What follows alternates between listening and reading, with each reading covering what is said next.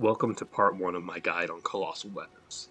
Although this guide is focused on Colossal weapons, this part goes over recovery cancels, which are applicable to all weapon types, and even in other games, although they benefit slower weapons more by mitigating their weaknesses.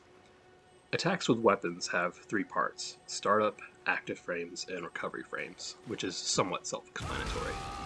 The recovery frames of attacks can be animation cancelled by specific actions, and not all of these cancels are equal.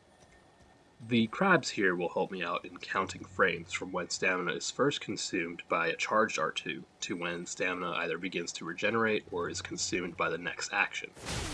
This method is not 100% accurate, and the numbers are going to be different for different attacks and weapons, though the relative speed of the cancels will be similar for all of them.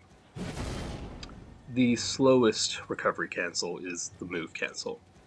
This is what you want to avoid. The fastest kind of recovery cancel is already utilized by players, and that is the roll or backstep cancel.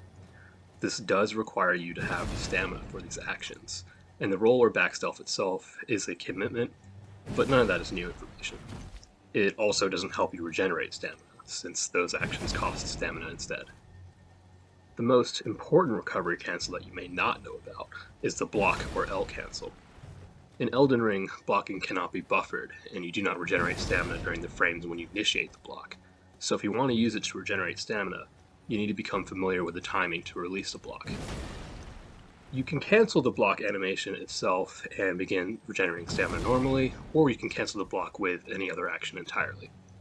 This is the most versatile recovery cancel, and most useful if you want to begin sprinting as soon as possible, but if you have no stamina, you cannot block cancel. The next recovery cancel that I'll go over is the crouch cancel, which Colossal sword users are intimately familiar with.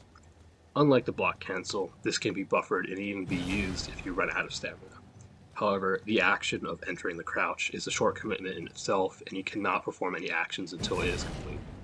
For the most part, use crouch cancels for when you want to regenerate stamina without having to worry about the timing of block cancels, or when you're out of stamina and can't use any of the other animation cancels. I've included some other cancels here, but for the most part, those cancels are the ones that I'm going to be talking about. I hope this guide helps you out. The next part will be on the strength of Colossal weapons, which is their poise damage, but there are some tricky things going on with that. Hope this helps. Enjoy!